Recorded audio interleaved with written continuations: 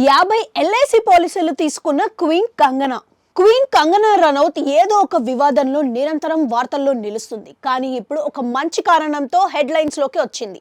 ఏమిటా మంచి కారణం అంటే వివరాల్లోకి వెళ్ళాలి. హిమాచల్ ప్రదేశ్లోని మండే నుండి లోక్సభ బీజేపీ అభ్యర్థి అయిన నటి కంగనా రనౌత్ మంగళవారం తనకు మొత్తం 91 కోట్లకు పైగా ఆస్తులున్నాయని వివరాలు వెల్లడించారు.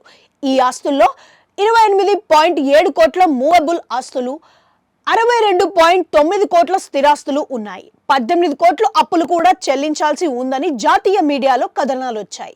కంగనకు దాదాపు 5 కోట్ల విలువైన బంగారం, 50 లక్షల విలువైన వెండి, 3 కోట్ల విలువైన 14 క్యారెట్ల డైమండ్ ఆభరణాలు ఉన్నాయి. రనౌత్ జిరాకాపూర్, చండీగఢ్, మనాలి, ముంబై, బాంద్రాలకు కూడా ఆస్తులున్నాయి. కంగనా మనాలి అపార్ట్మెంట్ ఖరీదు 4.97 కోట్లు, ముంబై బాంద్రా ఆస్తి విలువ 23.98 కోట్లు, 3.91 కోట్లు విలువైన BMW 2 మెర్సిడీస్ బెంజ్ లగ్జరీ కార్లు తనకు ఉన్నాయని కంగనా పేర్కొంది.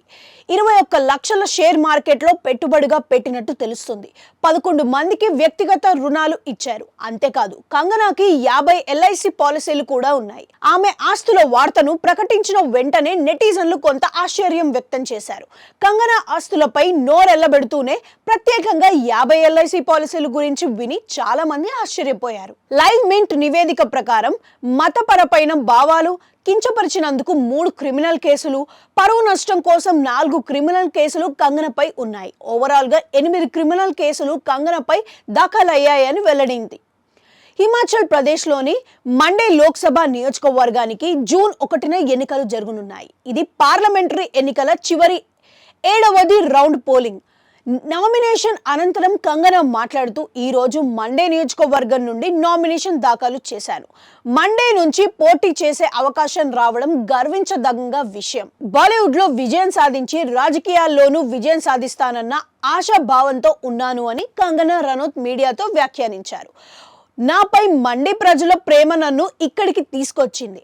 మన దేశంలో మహిళలు ప్రతి రంగంలోనూ ముద్ర వేస్తున్నారు. అయితే కొన్ని సంవత్సరాల క్రితం మండీలో భ్రూణ హత్య సంఘటనలు ఎక్కువగా జరిగాయి. ఈ రోజు మండే నుండి చాలా మంది మహిళలు సైన్యంలో, విద్య, రాజకీయ రంగంలోకి ఏలేస్తున్నారు అని కంగనా అన్నారు.